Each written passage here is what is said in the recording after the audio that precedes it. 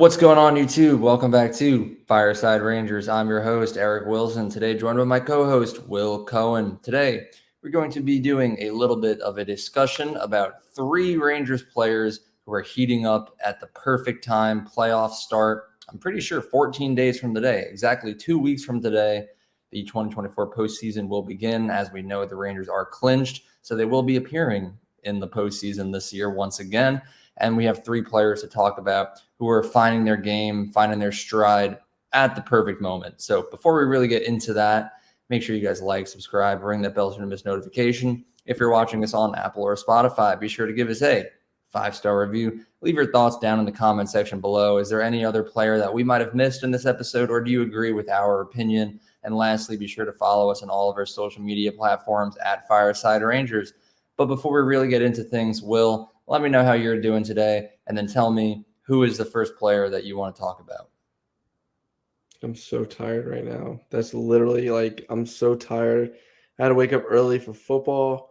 We have recruits coming, and I'm just very tired right now. But the first person I kind of want to talk about is Barclay Goodrow because he gets a lot of hate, and I'm one of the people that does that. I'm not very fond of him, but these last 5 games he has 3 goals, and yesterday Laviolette moved him to the wing and he scored twice, and he was a big reason why we won. We beat the Red Wings yesterday in Detroit, but he's heating up at the right time. I have not seen the fourth line dominate like they did last night in a long time. So the fact that he's heating up is awesome for this team.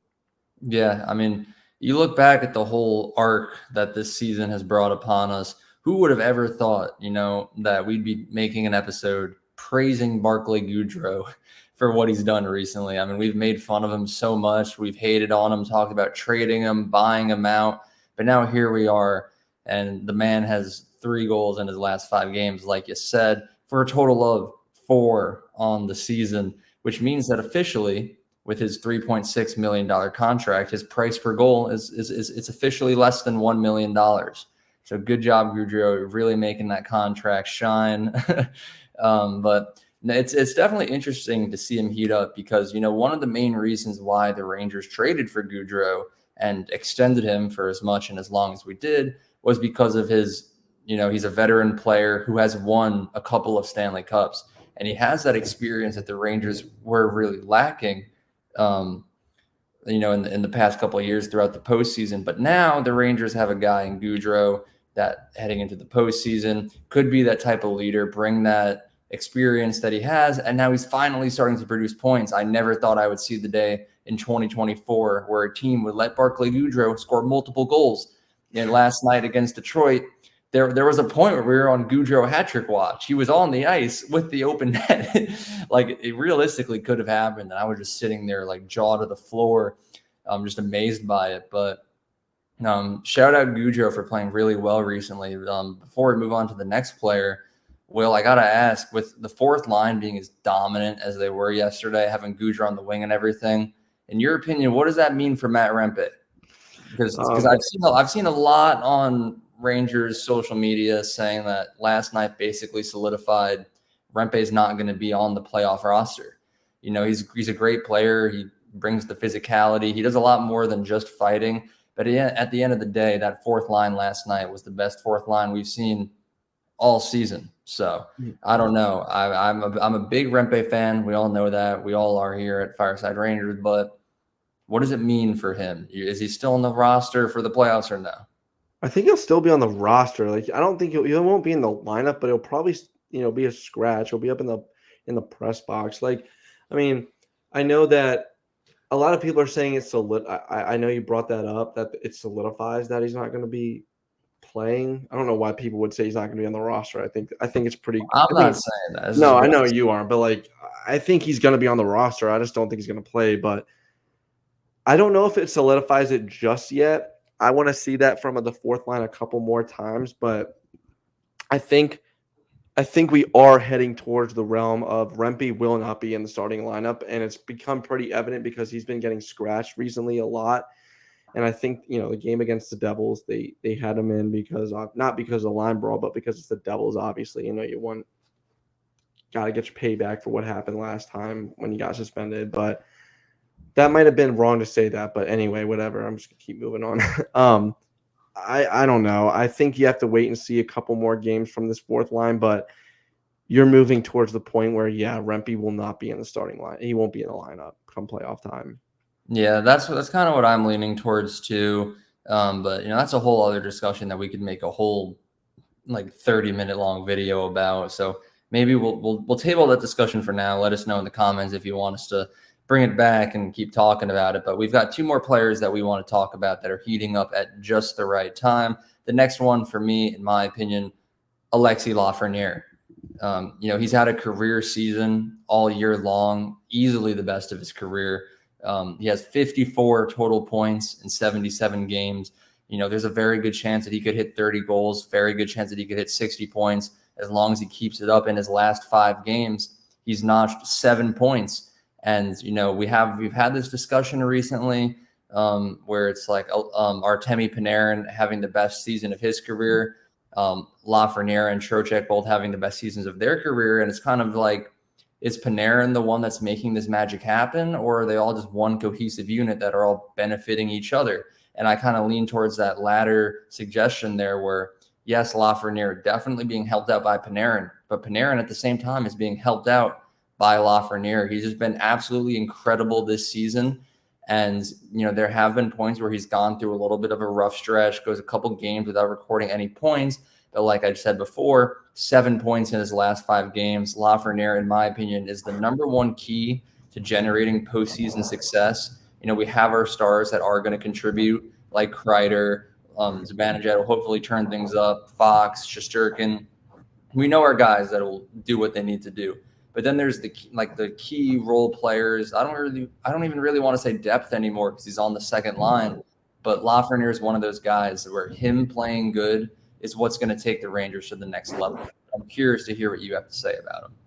Yeah, I agree with that. I think Lafreniere continuing to play the way he's doing right now and has been all season is really the key to the Rangers going far in the postseason. I mean, like you said, you have guys like Panarin, Zibanejad who hopefully gets going, Kreider, Shesterkin, Fox. Those guys are going to do good in the playoffs. I mean, I know Panarin struggled, but I'm pretty confident in his ability after this season.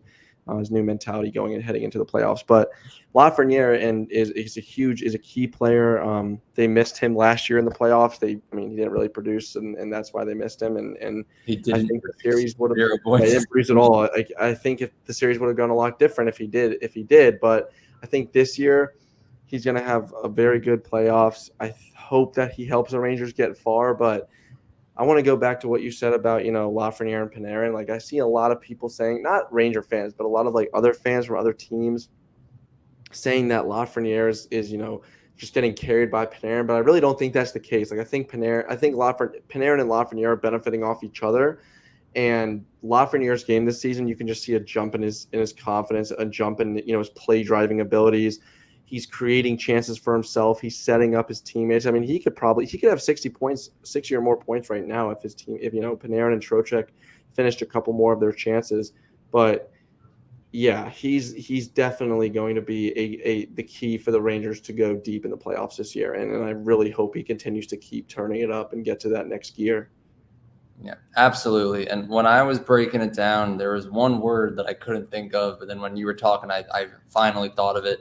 Panarin and Lafreniere have like a symbiotic relationship. Yeah, that's good. That's good. Weird. I'm sitting there and I'm like bio major. Like, what am I thinking about? But that's it. They have a symbiotic relationship. Like they're benefiting from each other and they're doing incredible.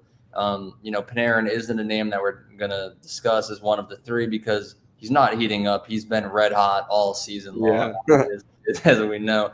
But we'll transition into our third and final player who is heating up right before the playoffs are about to start. Kaapo Kakko.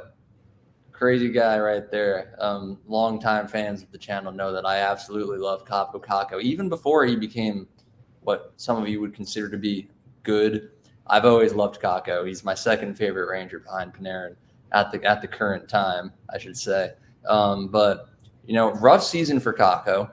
Only 19 points in 56 games. It's really not that good. But when you kind of put into perspective where he was injured for a really long time, He spent most of his time in the bottom six where he's still at.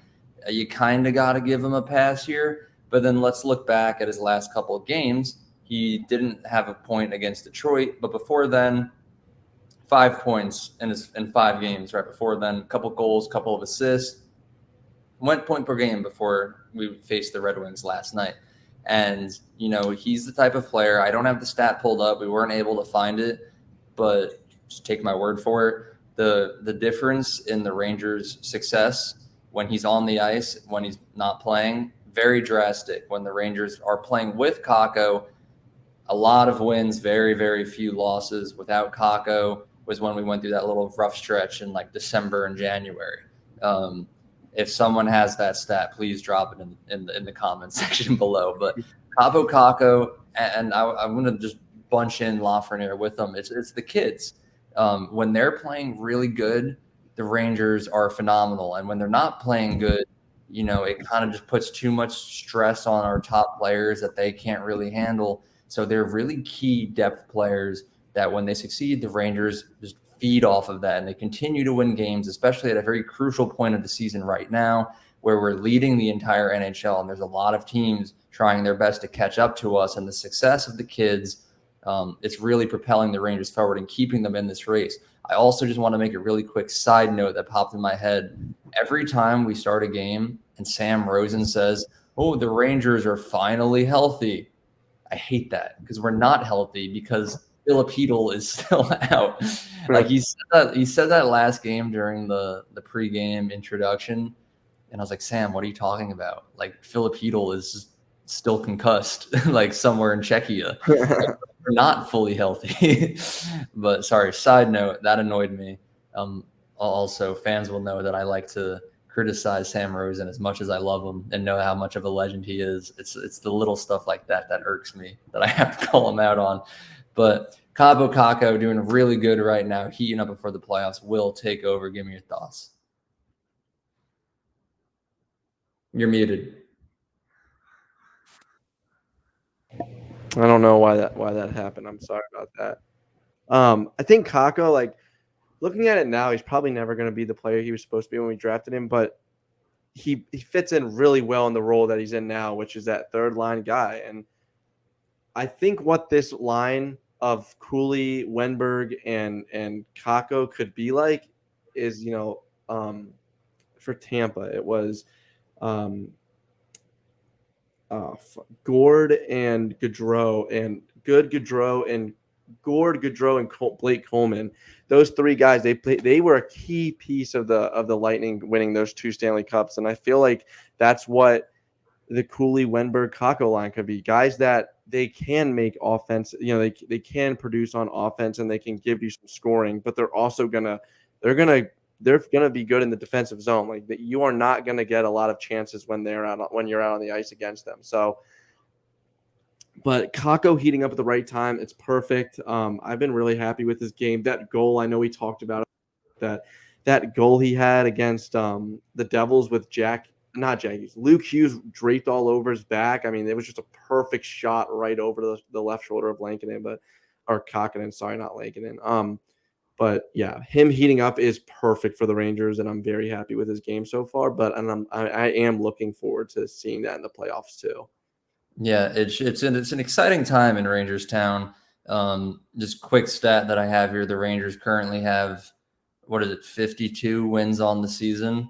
Mm-hmm. And the most that they have ever won in a single season was 53.